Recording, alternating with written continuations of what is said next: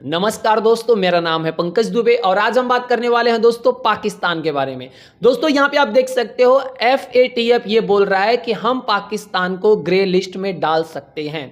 अब यहाँ पे FATF के द्वारा बोला गया है कि देखिए जो पहलगाम टेरर अटैक हुआ उसमें बिना मनी के समर्थन के, बिना बैक सपोर्ट से ये संभव नहीं था। मतलब पाकिस्तान की गवर्नमेंट ने ये पहलगाम टेरर अटैक कराया है। तो अब ये बोला जा रहा है कि इस पे इन्वेस्टिगेशन चलने वाला, डिस्कशन चलने वाला है और हो सकता है कि पाकिस्तान को वापस से ग्रे लिस्ट की कंट्रीज में डाल दिया जाए। उसके साथ ही साथ दोस्तों यहाँ पे हम ये भी डिस्कस करेंगे, जैसा कि आप जान रहे हो कि इजराइल ईरान का युद्ध लगातार बढ़ते ही जा रहा है और 5वें दिन ये भयंकर बोला जा रहा है दोस्तों कि जिस तरह से इजराइल लगातार कंटिन्यूअस ईरान को धो रहा है। तो डोनाल्ड ट्रंप ने क्या बोला है, देखिए डोनाल्ड ट्रंप अभी G7 की समिट अटेंड करने के लिए गए थे।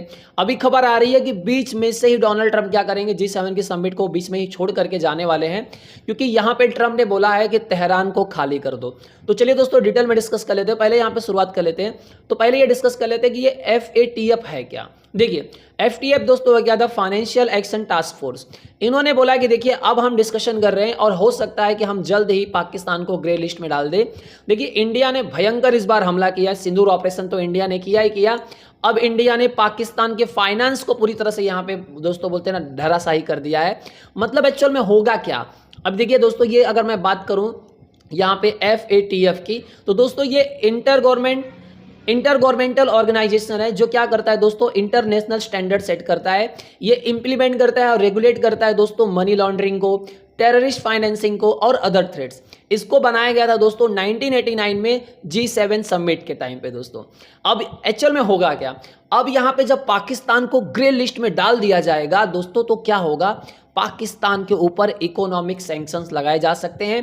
पाकिस्तान को कोई लोन नहीं मिलने वाला। जो पाकिस्तान IMF के पास पहुंच जाता था, वर्ल्ड बैंक के पास पहुंच जाता था, बोलता था लोन दो लोन दो, तो यहां से लगाम लगने वाली है दोस्तों पाकिस्तान के ऊपर। उसके साथ ही साथ दोस्तों खबर यहां पे ये भी आ रही है कि PM मोदी दोस्तों कनाडा पहुंच चुके हैं G7 के समिट अटेंड करने के लिए। पहले ये बोला जा रहा है कि देखिए PM मोदी जा रहे हैं तो हो सकता है इनका बायलैटरल मीटिंग हो, किसके साथ में, कनाडा के प्राइम मिनिस्टर मार्क कार्नी के साथ में, और बोला जा रहा था कि ट्रंप के साथ में भी एक बायलैटरल मीटिंग हो सकती थी। लेकिन अब ट्रंप फिलहाल दोस्तों ये G7 की समिट को बीच में ही छोड़ करके जाने वाले हैं, क्योंकि अब हालात दोस्तों ईरान और इजराइल के बीच में जो चल रहा है बहुत ज़्यादा ही खराब चलते जा रहा है। अब यहाँ पे दोस्तों एक खबर ये भी आ रही है कि जो खालिस्तानी है ये काफी दोस्तों बोलते हैं ना उग्रवादी रूप ले लिए। आप यहाँ पे आप देख पाओगे इधर पूरा काफिला इन लोगों ने निकाला है प्रोटेस्ट करते हुए, और इनका ये मानना है, ये लोग ये सोच करके चल रहे हैं कि हम क्या करेंगे, हम इंडिया के प्राइम मिनिस्टर को मारेंगे। मतलब इनके अंदर ये विचारधारा दोस्तों यहाँ पे चल रही है। अब यहाँ पे आप देख सकते हो दोस्तों, यहाँ पे इन्होंने PM मोदी का यहाँ पे आप स्टैच्यू भी लगा करके रखा है। लेकिन यहाँ पे देखने वाली बात है दोस्तों, यहाँ पे बाकायदा PM मोदी के माथे पे आप देख रहे हो दोस्तों तिलक दिखाया। मतलब ये बाकायदा हिंदू को डिनोट कर रहे हैं कि ये, आप देखिए ये जो खालिस्तानी है कनाडा के अंदर ये सब इसलिए कर पा रहे हैं क्योंकि कनाडा क्या कर रहा है, खालिस्तानियों का खुल करके समर्थन यहाँ पे दोस्तों कर रहा है। तो यहाँ पे आपको कनाडा का भी दो रूप आप बाकायदा आपको देखने को मिलेगा। फिलहाल तो सवाल ये था कि कनाडा पहले बोल रहा था कि हम क्या करेंगे, भारत को नहीं बुलाएंगे नहीं बुलाएंगे, लेकिन बाकी की जो G6 कंट्रीज थी उन लोगों ने जब प्रेशर डाला तो कनाडा को क्या करना पड़ा, मजबूरी में भारत को बुलाना पड़ा। अब यहाँ पे देखिए दोस्तों, अगर अब मैं बात कर लूँ ईरान की, तो ईरान वाला अगर टॉपिक आप यहाँ पे देखोगे तो ईरान का एकदम भयंकर मामला बढ़ चुका है दोस्तों। यहाँ पे आप देख सकते हो डोनाल्ड ट्रंप ने बोला है everyone should Venkat Tehran, Tehran को छोड़ करके सब लोग चले जाओ। यहाँ पे जितने भी ईरानियंस थे, जितने भी लोग रह रहे हो, डोनाल्ड ट्रंप ने बाकायदा यहाँ पे वार्निंग दे दिया कि भैया कि तेहरान छोड़ करके चले जाओ। यहाँ पे आप देख सकते हो दोस्तों डोनाल्ड ट्रंप ने क्या बोला है कि देखिए ईरान को डील साइन कर लेनी चाहिए थी। अब ये ईरान की गलती है कि ईरान ने डील साइन नहीं की। अगर वो डील साइन कर लेते तो कहानी कुछ और होती। बोलते ये बहुत शर्म की बात है, कितने लोग इसमें मारे जाने वाले हैं, Iran can not have nuclear weapons.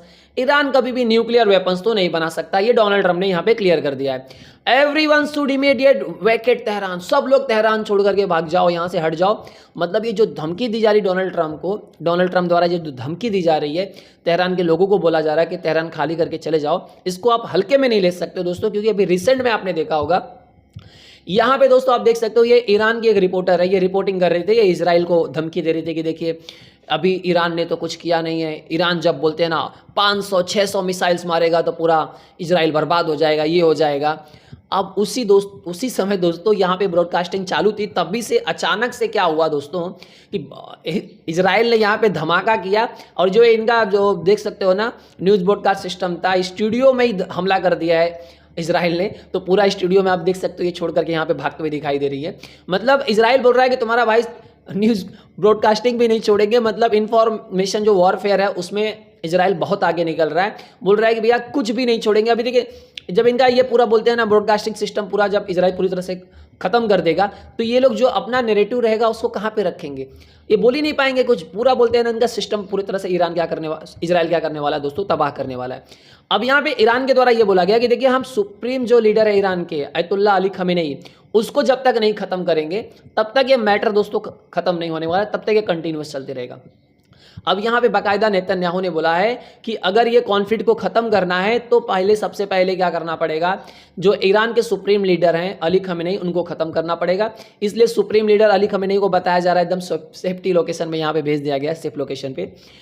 लेकिन यहाँ पे आप जो देख पा रहे हो दोस्तों, यहाँ पे जो सिचुएशन ये चल रही है कि आप देख पा रहे हो एकदम पूरा धुआं यहाँ पे स्मोक आपको देखने को मिल पा रहा होगा। तो जो माउंटेन्स था, जो नॉर्थ तेहरान में जो माउंटेन्स है वहाँ पे बताया जा रहा है कि इजराइल भयंकर हमला कर रहा है दोस्तों, और यहाँ पे बंकर बस्टर बम से हमला किया जा रहा है इजराइल के द्वारा। आप ये आग देख के समझ पा रहे हो। बताया जा रहा है कि माउंटेन्स के अंदर ईरान ने दोस्तों बहुत सारे न्यूक्लियर साइट्स बना करके रखी हैं, तो जिसको इजराइल क्या कर रहा है दोस्तों, मार करके पूरा नस्ताबूद कर दे रहा है, पूरी कहानी इससे खत्म कर दे रहा है। देखिए अब कनाडा के बारे में डिस्कस कर लेते हैं। यहाँ पे देखिए कनाडा पहले बोल रहा था कि हम झुकेंगे नहीं, हम ये नहीं करेंगे, हम वो नहीं करेंगे। डोनाल्ड ट्रंप यहाँ पे पहुंचे, बोले ठीक है देखिए हम सोच रहे हैं कि 1-2 हफ्ते के अंदर हो सकता है कनाडा और यूएस के बीच में कोई ट्रेड डील हो जाए। उसके बाद तो एकदम खुश हो गए मार्क कार्नी, इन्होंने बोला जी सर, जी सर, जी हजूर, बहुत अच्छा बोल रहे हो सर आप। तो लोगों ने बोला कि अच्छा तुम वही हो ना जो बोल रहे थे कि भाई साहब हम कनाडा को अपना 51st स्टेट बना लेंगे, कनाडा को कब्जा लेंगे। तो इन्होंने बोला हाँ वो मैं ही हूँ, लेकिन अभी फिलहाल मेरा मूड चेंज हो गया है। अभी देखिए जो G7 समिट चल रही है ना उसमें कहानी एकदम अलग टाइप की चल रही है। देखिए अब ये G7 समिट कौन कर रहा है दोस्तों, कनाडा कर रहा है, होस्ट कर रहा है। अब इसमें जो जियोपॉलिटिकल क्राइसिस चल रहे हैं, इजराइल ईरान लड़ रहे हैं, यहाँ पे रसिया ने यूक्रेन को पूरा ठोक दिया है, और ट्रम्प ने क्या कर दिया दोस्तों, ग्लोबल ट्रेड डिस्प्यूट ला करके खड़ा कर दिया। डोनाल्ड ट्रम्प ने बोल दिया सब कंट्रीज के ऊपर भाई साहब इन्होंने क्या कर दिया है, भयंकर टैरिफ लगा दिया है। उसमें जो सिचुएशन बन रही है दोस्तों, इसमें एक खबर ये भी आई कि यूके और फ्रांस ने बोला कि देखिए डीएस्केलेशन करना है मिडिल ईस्ट के अंदर, और जापान के प्राइम मिनिस्टर ने बोला कि जो इजराइल कर रहा है तो इनटॉलरेबल है, ये टॉलरेट नहीं कर सकते हैं। लेकिन डोनाल्ड ट्रंप ने क्या बोला, डोनाल्ड ट्रंप ने बोला अरे इजराइल तो बहुत बढ़िया काम कर रहा है, एक्सेलेंट वर्क कर रहा है, और ठोको इनको। तो यहाँ पे जो सिनेरियो बन रहा है दोस्तों वो ऐसा बन रहा है कि ट्रंप वर्सेस G6 हो गया है। यहाँ पे G6 कंट्रीज जो हैं वो अदर मोशन में जा रही हैं, अलग रास्ते निकल रही हैं, ट्रम्प का अलग ही रास्ता चल रहा है। अब ये मिड बिटवीन में G7 की समिट छोड़ करके चले गए हैं। तो वैसे तो मेरे को लग रहा था कि अगर ज़्यादा देर तक रुकते तो ये कुछ बड़ा बवाल करते, उसमें अच्छा हुआ कि ये पहले निकल रहे हैं यहाँ से।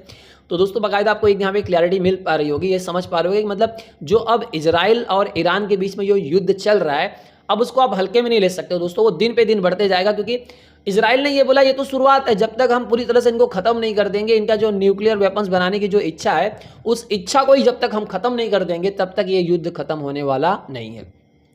दोस्तों अगर ये वीडियो पसंद आया होगा तो वीडियो को लाइक करके हमारे चैनल को सब्सक्राइब कर लीजिएगा। And thank you so much for watching this video.